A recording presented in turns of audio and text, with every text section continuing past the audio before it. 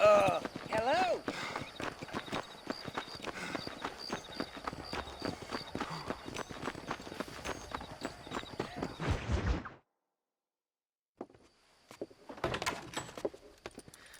Oh, Mr. Marston.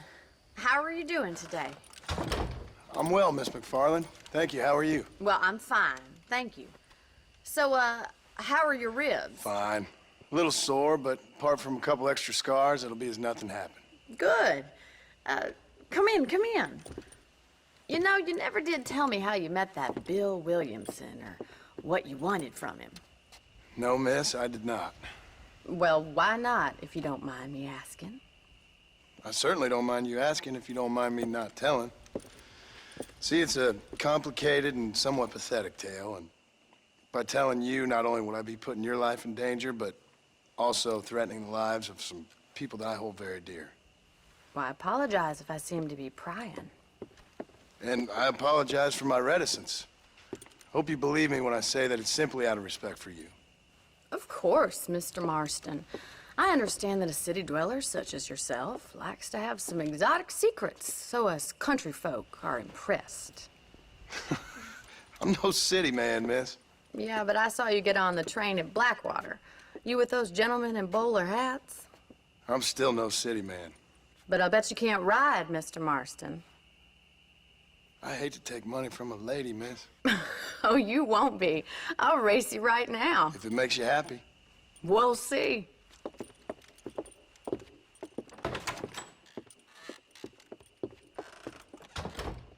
All right, I'll show you how we ride around these parts. Whoa there.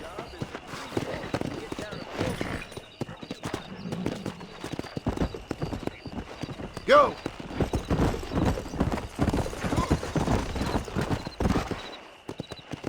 On the count of 3.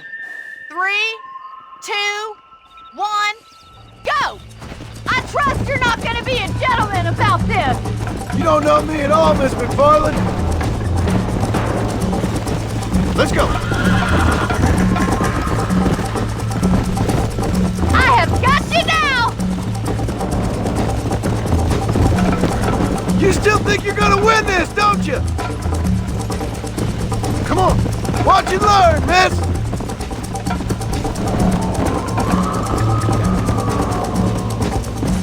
Should I wait for you to catch up? Let's go. Would you like me to slow down? Whoa there. This sure beats milking cows!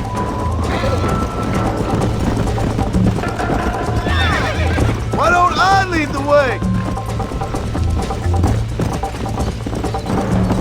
How you doing back there?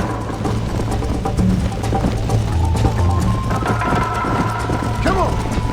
Neck and neck, Miss McFarland. Come on, boys!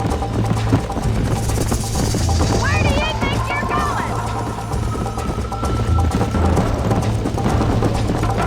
Are you saving the best for last? I bet you're starting to regret your brave words, Miss McFarland. Come on.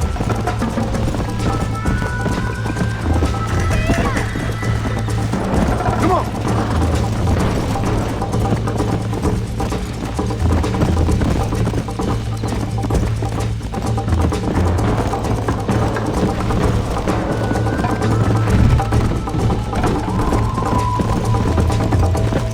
Come on.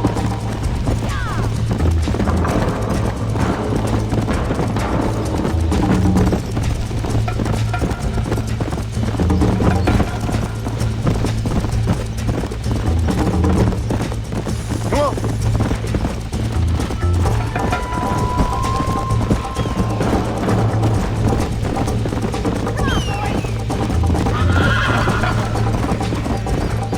Let's go.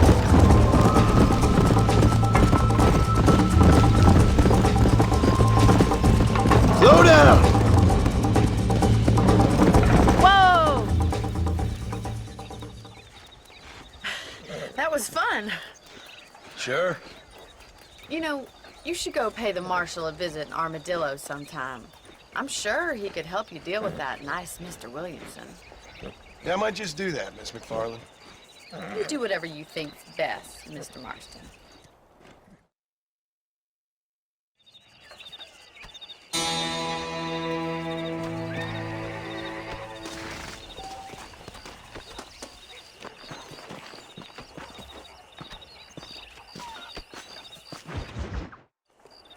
Ah, Mr. Marston, how are you?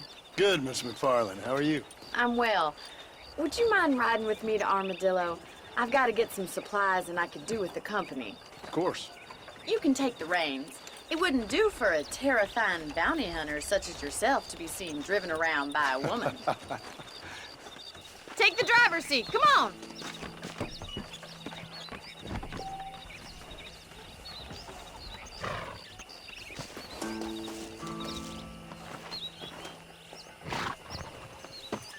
Let's just go. I don't want to keep Paul waiting.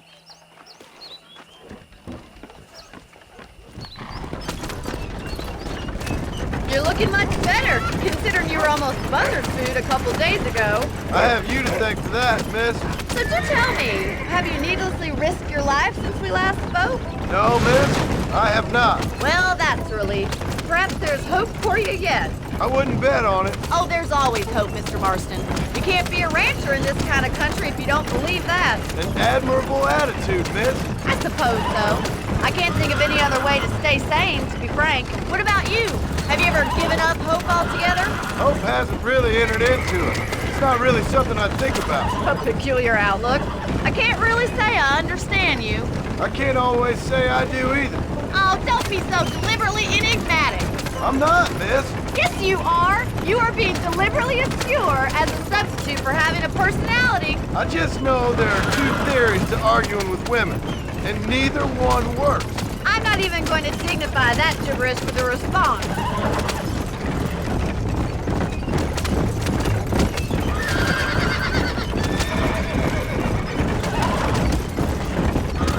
I think it's kind of funny I found you dying on the side of the road and now you're driving me into town. You have a strange sense of humor. Well, you must admit, it's an unusual start to a friendship. I didn't realize we were friends, Miss McFarland. Oh, please. Now who's being funny? Listen, I know that business with Williamson is your business, but I don't know. You've been good to us, and I don't think you're a bad man. A little stupid, perhaps, but not rotten. I just worry about you gallivanting around these parts like you're some kind of deranged bounty hunter. Like Paul always says, don't go waking snakes. I appreciate your concern for us lesser mortals, Miss McFarland. I really do. And if there was any other way out, I'd take it. I can assure you of that.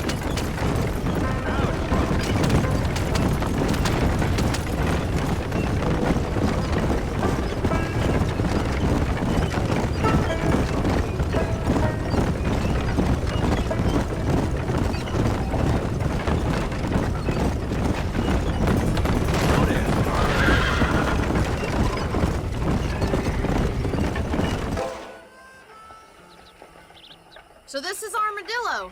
Manhattan it is not, but it does okay for us.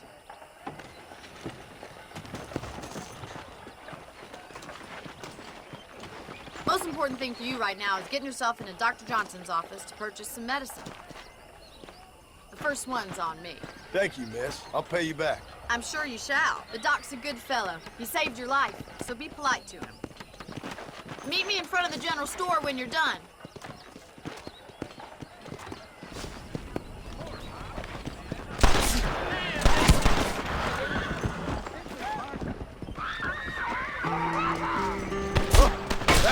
Gave me a haircut. Just finished helping the patient. How are you, mister? I'm selling some good tonics if you need them.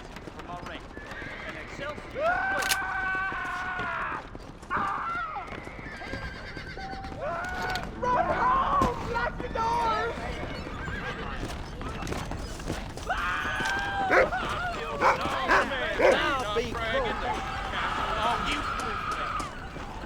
Well, thanks for driving me. It was nice to be able to enjoy the view for once, and a little company never hurts now and again. You're more than welcome, miss. Least I can do. Thank you for the medicine. Why don't you have a look around Armadillo?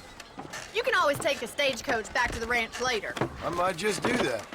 Travel safely, miss. Try not to get yourself shot. I won't be around to save you this time.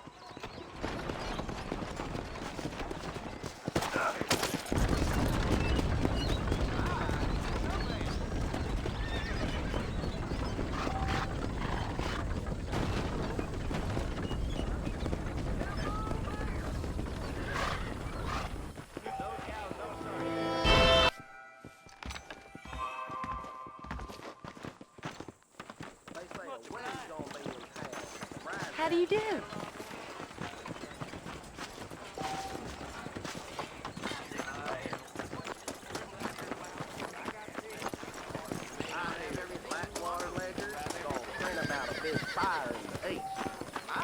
Hello.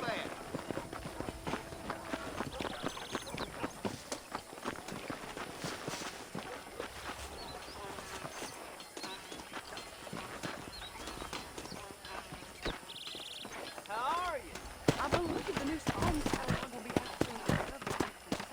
Come on, come on! Come on!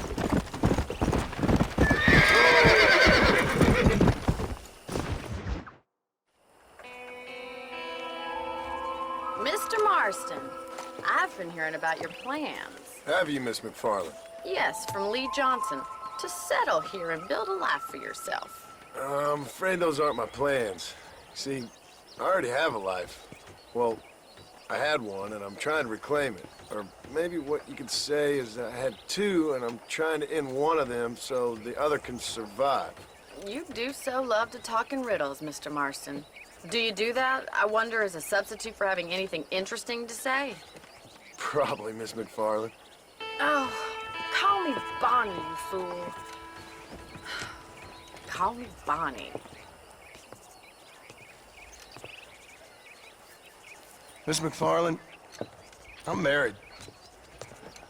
I have a son. I had a daughter, but she died. Years before that, I rode in a gang. We robbed banks, trains, held people ransom. We killed people we didn't like. Bill Williamson was in that gang. Now, if I don't capture my former brother in arms, great harm will befall my family. Now, I don't suppose any of this is very interesting to you, but I hope it explains why I wasn't so eager to talk about it. No, I do understand. I had no idea. You poor man. Even in this new country, memories don't really fade. My father was an illiterate Scot born on the boat into New York. He never saw his homeland, but to hear him talk about it, you'd imagine he only ever ate haggis and wore a kilt.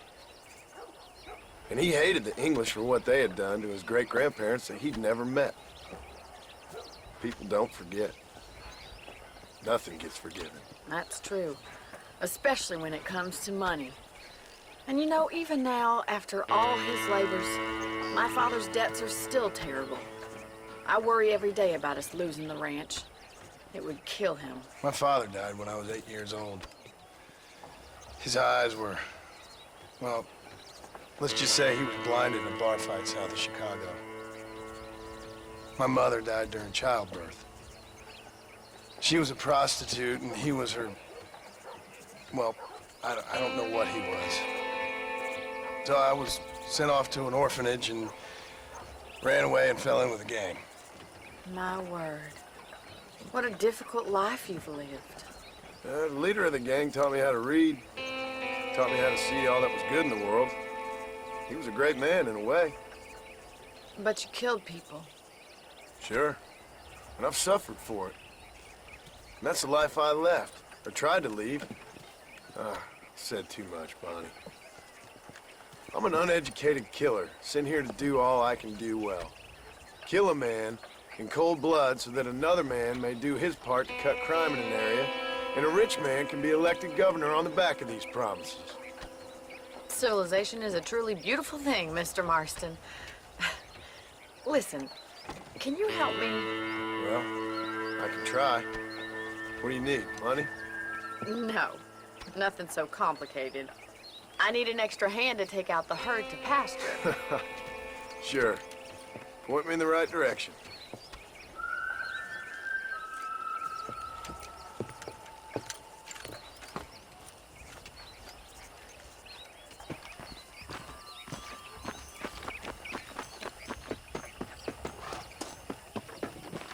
All right, let's head over to the cow pen. It's about time a budding farmer such as yourself learned how to herd cattle.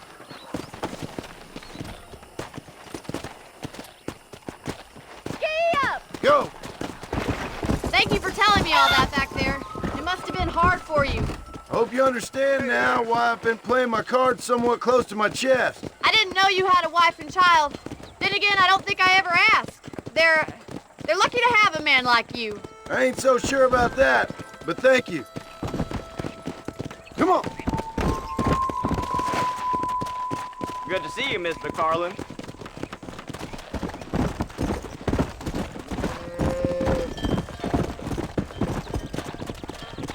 That's it. Come on. He's got it. Easy now. Nice job, Mr. Marston. Drive them down the road, Mr. Marston. Good job. Come on, you dumb heifer. Yeah!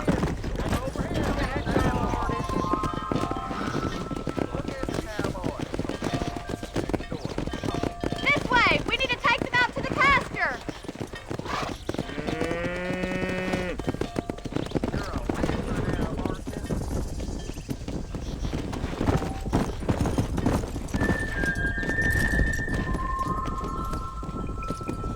Yeah! Let's go!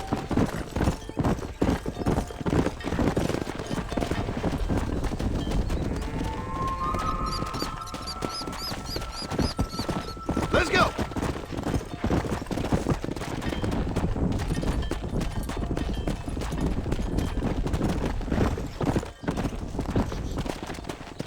Come on! Nail it down. Keep going, Mr. Marston. He's just showing off now.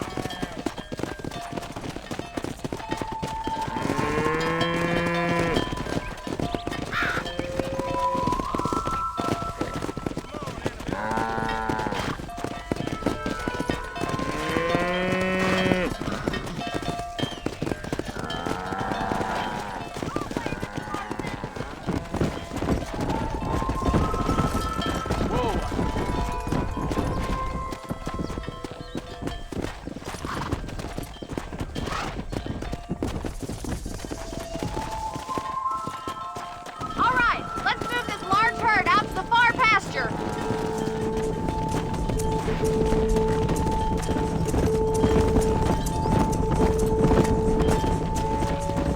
Keep sweeping behind them. That way they'll stay together. Yeah!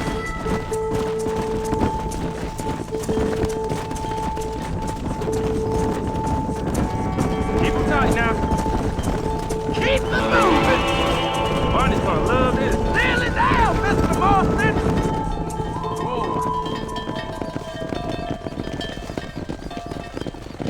You're not bad with the herd. Ranching might be your true calling, Mr. Marston. Either that or you were a cow in a past life. Thank you, Miss McFarland. I'll see you later. I have work to do back at the ranch. Let's get it.